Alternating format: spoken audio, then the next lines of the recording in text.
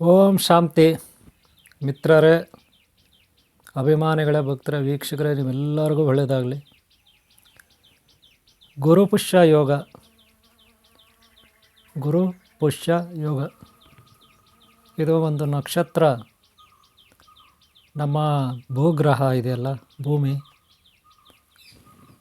ಭೂಮಿಗೆ ಒಂದು positive energy, ಶಕ್ತಿ, ಚೈತನ್ಯವನ್ನು,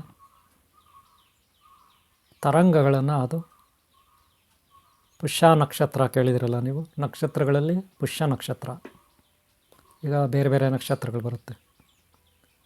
ನಿಮ್ಮ ಜೀವನದಲ್ಲಿ ಜಾತಕ, ರಾಶಿಗಳು, ಗ್ರಹಗತಿ, ನಮ್ಮ ಟೈಮ್ ಸರಿಯಿಲ್ಲ, ಯಾಕೋ ನಮ್ಮ ಟೈಮ್ ಸರಿಯಿಲ್ಲ, ಈ ರೀತಿಯೆಲ್ಲ ನೀವು ಕೊರಗ್ತಾ ಇರ್ತೀರ. ಎಷ್ಟೋ ಸಾರಿ ಚಡ್ಪಡಿಸ್ತಾ ಇರ್ತೀರ ಅಲ್ವಾ. ಕೇವಲ ನೀವು ನಮ್ಮ ಟೈಮ್ ಸರಿಯಿಲ್ಲ, ಅದಾಗಿಲ್ಲ, ಇದಾಗಿಲ್ಲ ಅಂದ್ಕೊಂಡಿದ್ರೆ ಆಗೋದಿಲ್ಲ. ದಿನನಿತ್ಯ ನೀವು ಬೆಳಗ್ಗೆ ಹೇಳ್ತೀರಾ, ಟೀ ಕಾಫಿ ಕುಡಿತೀರಾ, ತಿಂಡಿ ತಿಂತೀರಾ, ಆಮೇಲೆ ಮಧ್ಯಾಹ್ನ ಊಟ ಮಾಡ್ತೀರಾ, ರಾತ್ರಿ ಊಟ ಮಾಡ್ತೀರಾ, ಏನೋ ಒಂದು ಟಿ ವಿ ನೋಡ್ತೀರಾ, ಏನೋ ಒಂದು ನಿಮ್ಮದೇ ಆದ ಕೆಲಸ ಮಾಡ್ತೀರಾ. ಆದರೆ ಅದನ್ನು ಹೇಗೆ ಮಾಡಬೇಕು, ಹೇಗೆ ಉಪಾಯವಾಗಿ ಅದರ ಫಲ ಪಡ್ಕೋಬೇಕು ಅನ್ನೋ ಐಡಿಯಾ ಬೇಕು ಜೊತೆಗೆ ಅಲ್ವಾ. ನೀವು ಕಷ್ಟಪಡ್ತೀರಾ, ಸಂತೋಷ, ಶ್ರಮ ಇದೆ, ನಿಮ್ಮಲ್ಲಿ ಕಷ್ಟ ಇದೆ, ಎಲ್ಲ ಬಂಡವಾಳ ಹಾಕ್ತೀರಾ, ಬಿಸ್ನೆಸ್ ಮಾಡ್ತೀರಾ, ವ್ಯಾಪಾರ ಮಾಡ್ತೀರಾ, ಏನೋ ಮಾಡಿ. ಆದರೆ ಅದು ಮಾಡಿದ್ದನ್ನು ಫಲನ ಹೇಗೆ ಪಡ್ಕೋಬೇಕು ಅನ್ನೋದು ಸ್ವಲ್ಪ ನಾವು ಉಪಾಯವಾಗಿ ಯೋಚನೆ ಮಾಡೋಕ್ಕಾಗುತ್ತೆ ಅಲ್ವಾ.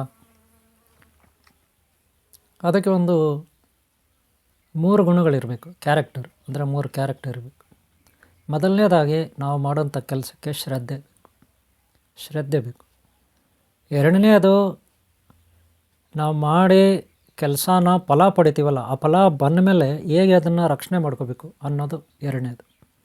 ಮೂರನೇದು, ಈಗ ನೀವು ಕೆಲಸ ಮಾಡೋಕ್ಕೆ ಹೋಗ್ತೀರ, ಅದಕ್ಕೆ ಒಂದು ಒಳ್ಳೆಯ ಮುಹೂರ್ತ ಬೇಕಲ್ವಾ, ವಾತಾವರಣ ಬೇಕು. ಪ್ರತಿಕೂಲವಾದ ವಾತಾವರಣ ಅಂತೀವಿ. ಪ್ರತಿಕೂಲವಾದ ವಾತಾವರಣ ಅಂದರೆ ಮೊದಲನೇದಾಗಿ ನಿಮ್ಮ ಮನಸ್ಸು, ಭಾವನೆಗಳು, ಆರೋಗ್ಯ ಇದು ಕರೆಕ್ಟಾಗಿರಬೇಕು. ಹಾಗೆ ನಿಮ್ಮ ಅಕ್ಕಪಕ್ಕ ಇರೋರು ನಿಮಗೆ ಯಾವ ರೀತಿ ಸಪೋರ್ಟ್ ಮಾಡ್ತಾರೆ ಅನ್ನೋದು ಅದು ಕೂಡ ಕರೆಕ್ಟಾಗಿರಬೇಕು. ಹಾಗೆ ಈ ಗಿಡ, ಮರ, ಬಳ್ಳಿ, ಗ್ರಹ, ತಾರೆ, ನಕ್ಷತ್ರ, ನದಿ, ಸಾಗರ, ಬೆಟ್ಟ, ಗುಡ್ಡ, ಹಾಗೆ ದೇವತೆಗಳು, ಗ್ರಹಗಳು, ನಕ್ಷತ್ರಗಳು ಅಂತ ಒಂದಿರುತ್ತೆ. ಜೊತೆಗೆ ನಿಮ್ಮ ಪೂರ್ವಿಕರು, ತಂದೆ ತಾಯಿ, ಅವರು ಯಾರೋ ಪೂರ್ವಿಕರು ಇರ್ತಾರಲ್ಲ, ತಾತ, ಅಜ್ಜಿ, ಇನ್ನೊಬ್ಬರು ಮತ್ತೊಬ್ಬರು, ಅವರೆಲ್ಲ ತೀರವಾಗಿರ್ತಾರೆ. ಅವರ ಆಶೀರ್ವಾದ ಬೇಕು, ಕೃಪಾ ಕಟಾಕ್ಷ ಬೇಕು ನಿಮಗೆ. ನಿಮ್ಮ ಅಕ್ಕಪಕ್ಕ ಇರೋರು ಸಹಾಯ ಮಾಡ್ತಾರೆ ಇಲ್ವೋ ಅದು ನೋಡ್ಕೋಬೇಕು. ಹಾಗೆ ನಿಮ್ಮಲ್ಲಿ ಈಗ ನಿಮ್ಗೆ ಆರೋಗ್ಯ ಸರಿ ಇದೆಯೋ ಇಲ್ವೋ, ನಿಮ್ಮ ಮನಸ್ಸು ಕೆಲಸ ಮಾಡೋಕ್ಕೆ ಇಷ್ಟ ಇದೆಯೋ ಇಲ್ವೋ, ಆ ಕೆಲಸಕ್ಕೆ ಕೈ ಹಾಕಬೇಕೋ ಬೇಡವೋ ಅದು ಕೂಡ ಒಂದು ಇಂಪಾರ್ಟೆಂಟ್. ಒಟ್ಟಾರೆ ನಿಮ್ಮ ಆಲೋಚನಾ ಶಕ್ತಿ, ಬುದ್ಧಿಶಕ್ತಿ, ಜೊತೆಗೆ ಪ್ರತಿಕೂಲವಾದ ಒಂದು ವಾತಾವರಣ, ಅಂಥ ಸಮಯದಲ್ಲಿ ಒಂದು ಒಳ್ಳೆಯ ನಿರ್ಧಾರ ತಗೊಂಡು ನೀವು ಯಾವುದೇ ಕೆಲಸ ಮಾಡಿದ್ರು ಆ ಕೆಲಸದಲ್ಲಿ ಫಲ ಸಿಗುತ್ತೆ ಅಲ್ವಾ. ಯೋಚನೆ ಮಾಡಿ. ಅದೇ ನೀವು ಏನೋ ಒಂದು ಮಾಡ್ತೀನಿ, ಯಾವುದೋ ಒಂದು ಮಾಡ್ತೀನಿ. ಕೆಲವರು ಇಷ್ಟ ಬಂದಾಗ ಟೀ ಕುಡಿತಾರೆ, ಇಷ್ಟ ಬಂದಾಗ ತಿಂಡಿ ತಿಂತಾರೆ, ಇಷ್ಟ ಬಂದಾಗ ಊಟ ಮಾಡ್ತಾರೆ, ಇಷ್ಟ ಬಂದಾಗ ಮಲ್ಕೊಳ್ತಾರೆ, ಇಷ್ಟ ಬಂದಾಗ ಡ್ಯೂಟಿಗೆ ಹೋಗ್ತಾರೆ, ಇಷ್ಟ ಬಂದಾಗ ಕೆಲಸ ಕಾರ್ಯ ಮಾಡ್ತಾರೆ. ಅದನ್ನು ಪದ್ಧತಿ ಅನ್ನಲ್ಲ, ಒಂದು ಕ್ರಮ ಸಿದ್ಧಾಂತ ಇರಬೇಕು. ಒಂದು ವೇಳೆ ಇಷ್ಟ ಬಂದಾಗ ಟೀ ಕುಡಿತಾರೆ, ಇಷ್ಟ ಬಂದಾಗ ಊಟ ಮಾಡ್ತಾರೆ, ಇಷ್ಟ ಬಂದಾಗ ನಿದ್ದೆ ಮಾಡ್ತಾರೆ ಅಂದರೆ ಅದೇನಿದ್ರು ನಮ್ಮಂಥ ಯೋಗಿಗಳಿಗೆ ಮಾತ್ರ ಅನ್ವಯಿಸುತ್ತೆ. ಸಂಸಾರಿಗಳಿಗೆ, ಸಾಂಸಾರಿಕ ಜೀವನದಲ್ಲಿರೋರಿಗೆ ಅನ್ವಯಿಸಲ್ಲ. ಸಾಂಸಾರಿಕ ಜೀವನದಲ್ಲಿರೋರು ಸಾಮಾನ್ಯ ಮನುಷ್ಯರೇ ಇರ್ತಾರೆ. ಯಾವುದೇ ಯೋಗ ತಪಸ್ಸಾಧನೆ ಅತಿಯಾಗೇನು ಮಾಡಿ ಅವರು ಸಿದ್ಧಿಗಳು ಪಡ್ಕೊಂಡಿರಲ್ಲ. ಏನೋ ಪ್ರಾರ್ಥನೆ ಮಾಡ್ಬೋದು, ಏನೋ ಪೂಜೆ ಮಾಡ್ಬೋದು, ಏನೋ ಧ್ಯಾನ ಮಾಡ್ಬೋದು ಅಷ್ಟೇ. ಹೆಚ್ಚಾಗಿ ತಮ್ಮ ಸಮಯವನ್ನು 24 ಗಂಟೆನಲ್ಲಿ, ದಿನದ 24 ಗಂಟೆನಲ್ಲಿ ಹೆಚ್ಚಾಗಿ ಕೆಲಸ ಕಾರ್ಯಗಳಿಗೆ, ಆಲೋಚನೆಗಳಿಗೆ ಉಪಯೋಗಿಸ್ತಾರೆ ಸಂಸಾರಿಗಳು ಅಲ್ವಾ. ನೀವು ಸಂಸಾರಿನೋ ಅಥವಾ ನಮ್ಮಾಗೆ ಒಬ್ಬ ಸಾಧು ತಪಸ್ವಿನೋ ನನಗೆ ಗೊತ್ತಿಲ್ಲ. ನಾನು ಹೇಳ್ತಿರೋ ವಿಚಾರ ಇದು ಸತ್ಯ ಇರುತ್ತೆ. ಆದರೆ ಸಂಸಾರಿಗಳಾದವರು ನಿಯಮ, ಕ್ರಮ ಸಿದ್ಧಾಂತ, ಒಂದು ವಿಧಾನ ಅದನ್ನು ಫಾಲೋ ಮಾಡಬೇಕು. ಗೊತ್ತಾಯ್ತಲ್ಲ. ಅದೆಲ್ಲ ನಾನು ಹೇಗೆ ಧ್ಯಾನ ಮಾಡೋದು, ಹೇಗೆ ಊಟ ಮಾಡಬೇಕು, ಹೇಗೆ ಎಷ್ಟು ಗಂಟೆಗೆ ಹೇಳಬೇಕು, ಅವುಗಳ ಬಗ್ಗೆಲ್ಲ ಏನೂ ನಾನು ಕಟ್ಟುನಿಟ್ಟಾಗಿ ಹೇಳಿಲ್ಲ. ನಿಮ್ಗೆ ಇಷ್ಟ ಬಂದಾಗ ಹೇಳ್ರಿ. ಬೆಳಗ್ಗೆ ಎದ್ದ ಮೇಲೆ ಏನು ಮಾಡಬೇಕು, ಯಾವ ರೀತಿ ಪ್ರಾರ್ಥನೆ ಮಾಡಬೇಕು ಅವೆಲ್ಲ ಹೇಳ್ಕೊಟ್ಟಿದ್ದೀನಿ. ಈಗ ಏನು ಹೇಳಿದ್ನಿ, ಗುರು ಪುಷ್ಯ ಯೋಗ. ಗುರುವಾರ ಗುರು ಪುಷ್ಯ ಯೋಗ ಗುರುವಾರ. ಇದನ್ನು ಭೀಮನಮಾಸ್ಯ ಅಂತ ಕೂಡ ಕರೀತಾರೆ ಅಲ್ವಾ. ಗುರುವಾರ ಭೀಮನಮಾಸ್ಯ ಅಂತ ಕೂಡ ಕರೀತಾರೆ. ಹೆಂಗಸರು ಸ್ತ್ರೀಯರು ತಮ್ಮ ಪತಿಗಳಿಗೆ ಪಾದಪೂಜೆಯನ್ನು ಮಾಡುವಂಥ ದಿನ ಇವತ್ತು. ಗುರುವಾರ 24 ತಾರೀಕು 7ನೇ ತಿಂಗಳು 2025 ಇಸ್ವಿ ಅಲ್ವಾ. ಆದರೆ 21 8ನೇ ತಿಂಗಳು 2025 ಅವತ್ತು ಕೂಡ ಗುರುಪುಷ್ಯ ಯೋಗ ಬರುತ್ತೆ. ಅನಂತರ 18ನೇ ತಾರೀಕು 9ನೇ ತಿಂಗಳು 2025 ಇಸ್ವಿ ಅವತ್ತು ಕೂಡ ಗುರುಪುಷ್ಯ ಯೋಗ ಬರುತ್ತೆ. 2025 ಇಸ್ವಿನಲ್ಲಿ ಅಲ್ಲಿಗೆ ಒಟ್ಟು ಮೂರು ಬಾರಿ ಆಯಿತು ಗುರುಪುಷ್ಯ ಯೋಗ. ಇದರಲ್ಲಿ ಈ 3 ಗುರುಪುಷ್ಯ ಯೋಗಗಳನ್ನು ನೀವು ಸದುಪಯೋಗಪಡಿಸ್ಕೋಬೇಕು. ಯಾಕೆಂದರೆ ಪುಷ್ಯ ನಕ್ಷತ್ರ ಆ ರಾಶಿ ಫಲ ಈ ಭೂಮಿಗೆ ಎನರ್ಜಿ ಆಗಿ ಬರುತ್ತೆ, ಸುತ್ತಲೂ ತರಂಗಗಳು. ಅದು ನಮ್ಮ ಮೇಲೆ ಪರಿಣಾಮ ಬೀರುತ್ತೆ. ಗಿಡ ಮರ ಬಳ್ಳಿ ಮನುಷ್ಯರ ಮೇಲೆ, ನಮ್ಮ ಮೆದುಳು ಅಂದರೆ ನಮ್ಮ ಬುದ್ಧಿ, ಆಲೋಚನಾ ಶಕ್ತಿ ಇತ್ಯಾದಿ.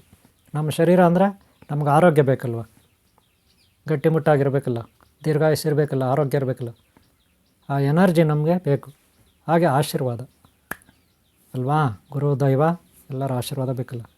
ಅದಕ್ಕೆ ವರ್ಷಕ್ಕೊಂದು ಸಾರಿ ಭೀಮನಾಮಾಸ್ಯೆ ಬರುತ್ತೆ ಅಲ್ವಾ. ಅದು ಈ ಸಾರಿ ಭೀಮನಾಮಾಸ್ಯೆ, ಗುರುವಾರ, ಗುರುಪುಷ್ಯ ಯೋಗ ಇದೆಲ್ಲ ಒಟ್ಟೊಟ್ಟಿಗೆ ಬಂದುಬಿಟ್ಟಿದೆ ಈ ತಿಂಗಳಲ್ಲಿ. ಯಾವ ತಿಂಗಳಲ್ಲಿ? 7ನೇ ತಿಂಗಳಲ್ಲಿ. ಅದೇ 8ನೇ ತಿಂಗಳಲ್ಲಿ ಹಂಗಿಲ್ಲ. ಅವತ್ತು 21 ತಾರೀಕು ಇರುತ್ತೆ, 8ನೇ ತಿಂಗಳಿರುತ್ತೆ, 2025 ಇಸ್ವಿ ಇರುತ್ತೆ, ಅವತ್ತು ಗುರುಪುಷ್ಯ ಯೋಗ.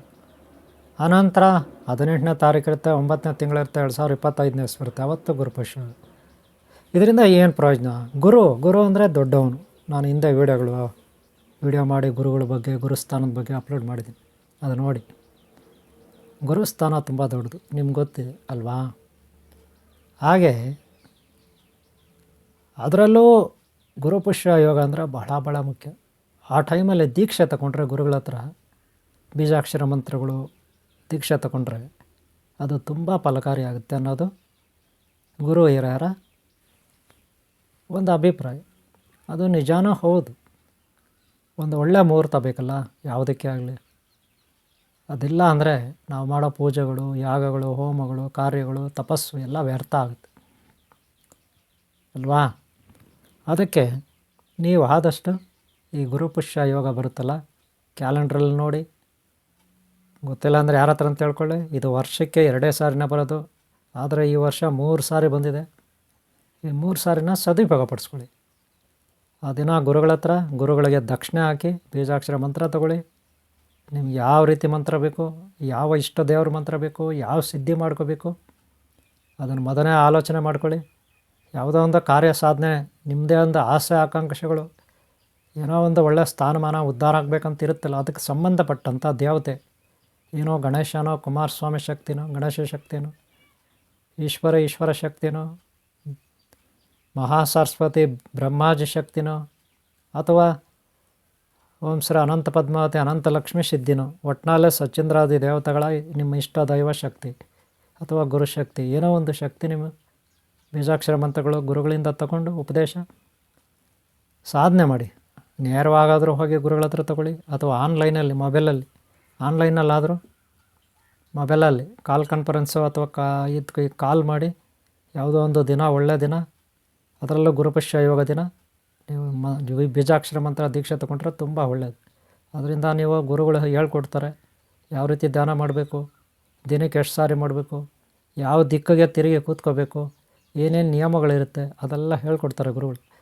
ಅದರಂತೆ ನೀವು ಫಾಲೋ ಮಾಡಿ, ದೈವಿ ಶಕ್ತಿ ಹೊಲಿಸ್ಕೊಳ್ಳಿ. ನೀವು ಮುಟ್ಟಿದ್ದೆಲ್ಲ ಬಂಗಾರ ಆಗುತ್ತೆ.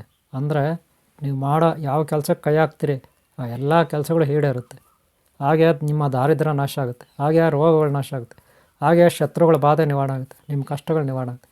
ಸಕಲ ಕಷ್ಟಗಳಿಂದ, ಗೊಂದಲಗಳಿಂದ, ನೀವು ಸಮಸ್ಯೆಗಳಿಂದ ಮುಕ್ತರಾಗ್ತೀರ. ಇದು ಯಾವುದೇ ಸಂದೇಹ ನಿಮ್ಗೆ ಬೇಡ. ಓಕೆ, ನಿಮ್ಗೆ ಒಳ್ಳೆಯದಾಗಲಿ. ಬೀಜಾಕ್ಷರ ಮಂತ್ರ ಏನಾದರೂ ಬೇಕಾದರೆ ನನ್ನ ನಂಬರ್ ತೊಗೊಳ್ಳಿ, ಕಾಲ್ ಮಾಡಿ. ಹಾಗೆ ಇಲ್ಲಿ ಆನ್ಲೈನ್ ಕ್ಲಾಸಸ್ ಇರುತ್ತೆ, ಆನ್ಲೈನ್ ಕ್ಲಾಸಸ್ಸು ಸೇರ್ಕೊಳ್ಳಿ, ವಿದ್ಯೆ ಕಲೀರಿ. ಅನಾದಿ ಕಾಲದಲ್ಲಿ ಗುರುಕುಲಗಳಿಗೆ ಹೋಗ್ಬಿತ್ತು ವಿದ್ಯೆ ಕಲಿಯೋಕ್ಕೆ ಅಲ್ವಾ. ಅಲ್ಲಿ ವರ್ಷಗಟ್ಟಲೆ ಗುರುಗಳ ಹತ್ರ ಇರಬೇಕಾಯಿತು, ಋಷಿಮುನಿಗಳು ಅವ್ರ ಹತ್ರ ಅಲ್ಲ. ಮನೆಗೆ ಹೋಗಂಗಿರಲಿಲ್ಲ. 6 ತಿಂಗಳಾಗಲಿ, ವರ್ಷ ಆಗಲಿ, 2 ವರ್ಷ ಆಗಲಿ, 5 ವರ್ಷ ಆಗಲಿ, ಒಂದು ಸಾರಿ ಅಲ್ಲಿ ಸೇರ್ಕೊಬಿಟ್ರೆ ವಿದ್ಯೆ ಕಲಿಯೋಕ್ಕೆ ಮತ್ತೆ ಹೋಗಂಗಿಲ್ಲ. ಆ ಥರ ವಿದ್ಯಾಭ್ಯಾಸ ಮಾಡ್ತಿದ್ರು ರಾಜರು. ಮಕ್ಕಳೇ ಋಷಿಮುನಿಗಳ ಹತ್ರ ಬಿಡ್ತಿದ್ರು ರಾಜರು. ಅವರು ಚಿಕ್ಕವರಾಗಿ ಬಿಟ್ಬಿಟ್ರೆ ದೊಡ್ಡವರಾದಮೇಲೆ ಮನೆಗೆ ಬರೋರು, ಅಲ್ಲಿವರೆಗೂ ನೋಡೋಂಗಿಲ್ಲ ಅಪ್ಪ ಅಮ್ಮನ. ಆ ಥರ ಸಿಸ್ಟಮ್ ಇತ್ತು. ಅಷ್ಟು ಕಷ್ಟಪಟ್ಟು ವಿದ್ಯೆ ಕಲಿಯೋರು. ಇವರು ಅಷ್ಟೇ, ತಂದೆ ತಾಯಿನ ಮಕ್ಕಳಿಗೆ ಪ್ರೋತ್ಸಾಹ ಕೊಡೋರು. ಆದರೆ ಈಗ ಮೊಬೈಲ್ಗಳು ಬಂತು, ಟೆಕ್ನಾಲಜಿ ಇಂಪ್ರೂವ್ ಆಯಿತು, ಆನ್ಲೈನ್ ಕ್ಲಾಸಸ್ ಎಲ್ಲ ಇರುತ್ತೆ, ಯಾರು ಬೇಕಾದ್ರೂ ಕಲಿಬೋದು ಅಲ್ವಾ. ಕಲೀರಿ, ಸಾಧನೆ ಮಾಡಿ, ಪ್ರಯತ್ನ ಪಡಿ. ನಿಮ್ಮದೇ ಆದ ಆಸೆಗಳಿರುತ್ತೆ, ಈಡೇರಿಸ್ಕೊಳ್ಳಿ. ಒಳ್ಳೆಯದಾಗಲಿ. ಗುರುಪುಷ್ಯ ಯೋಗದ ಬಗ್ಗೆ ಹೇಳಿದ್ದೀನಿ, ಸದುಪಯೋಗ ಪಡಿಸ್ಕೊಳ್ಳಿ. ಗುರುವಿಗಿಂತ ದೊಡ್ಡದು ಯಾವುದೂ ಇಲ್ಲ. ಒಳ್ಳೆಯ ಕಾಲಮಾನಗಳು ಬರುತ್ತೆ, ಮುಹೂರ್ತಗಳು. ಆ ಮುಹೂರ್ತಗಳಿಗಿಂತ ದೊಡ್ಡದು ಬೇರೊಂದಿಲ್ಲ ಅಲ್ವಾ. ಸದುಪಯೋಗ ಪಡಿಸ್ಕೊಳ್ಳಿ. ಓಕೆ, ಈ ವಿಡಿಯೋ ನಮ್ಗೆ ಇಷ್ಟ ಆದರೆ ಒಂದು ಲೈಕ್ ಮಾಡಿ. ಇದೊಂದು ಸಣ್ಣ ಮಾಹಿತಿ ಕೊಟ್ಟಿದ್ದೀನಿ. ಹಾಗೆ ಮುಂದಿನ ವೀಡಿಯೋಗಳು ನೋಡಿ, ಹಿಂದಿನ ವೀಡಿಯೋಗಳು ನೋಡಿ. ನಿಮ್ಗೆ ಒಳ್ಳೆಯದಾಗಲಿ. ಒಂದು ಲೈಕ್ ಮಾಡೋದು ಮರಿಬೇಡಿ. ಹಾಗೆ ಸಬ್ಸ್ಕ್ರೈಬ್ ಆಗಲ್ಲ ಅಂದರೆ ಹಾಕ್ಕೊಳ್ಳಿ. ಓಂ ಶಾಂತಿ, ಓಂ ಶಾಂತಿ, ಓಂ ಶಾಂತಿ.